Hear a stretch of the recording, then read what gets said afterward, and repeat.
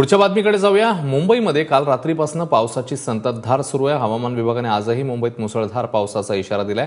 तर दुसरीकडे मुंबईत आजही मोठ्या लाटा धडकणार आहेत। दुपारी 1:49 4.97 मीटर उंचीची लाट किनाऱ्यावर धडकणार आहे।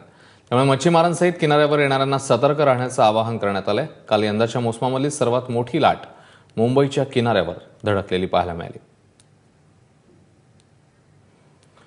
वर्षा राणी इथे आपल्या प्रतिनिधी आता आपल्या सोबत आहेत। वर्षा राणी, आताचं काय वातावरण आहे? नेमका पाऊस आणि लाटा उसळणार आहेत थोड्या वेळाने असं देखील कळतंय, काय माहिती?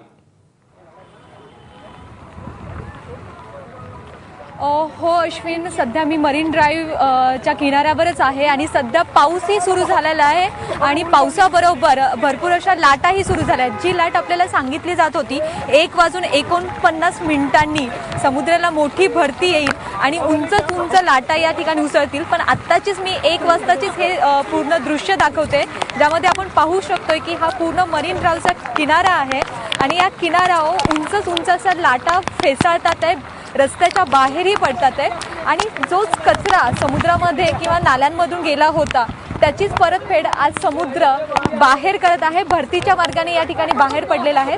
समोरची चित्र पाहू शकतोय की किती सारा कचरा या मरीन ड्राईव्हच्या रस्त्यावर पडलेला आहे। आज 1:49 मोठी हाय टाईड सांगितली आहे, जी की 4.97 मीटरची ही हाय टाईड असणारे आहे। त्यामुळे आज जे पण कोळी लोक आहेत, मच्छीमार आहेत, त्यांना सतर्कतेचा पण इशारा दिला आहे की आज खोल समुद्रामध्ये जाऊ नका। त्याच पद्धतीने आज जेही समुद्र किनाऱ्यावर लोक येत आहेत, नागरिक येत आहेत, त्या नागरिकांना सुद्धा आज समुद्र सपाटीपासून, समुद्राच्या किनाऱ्यापासून दूर केलेला आहे। त्याच पद्धतीने ज्याप्रमाणे काल उंच अशा लाटा या ठिकाणी मुंबईच्या समुद्र किनाऱ्यावर आल्या होत्या, तशाच लाटा आता सध्या आपल्याला पाहायला भेटतात आहेत।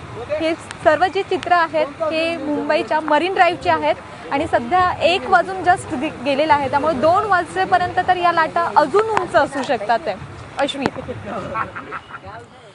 नक्कीच, जसं वर्षा राणी आपली प्रतिनिधी आपल्याला सांगते की लाटा उसळणार आहेत आणि ह्या लाटांची तीव्रता जी आहे ती येणाऱ्या काळामध्ये 1 तासामध्ये किंबहुना वाढू शकते। धन्यवाद वर्षा राणी या सगळ्या माहितीबद्दल।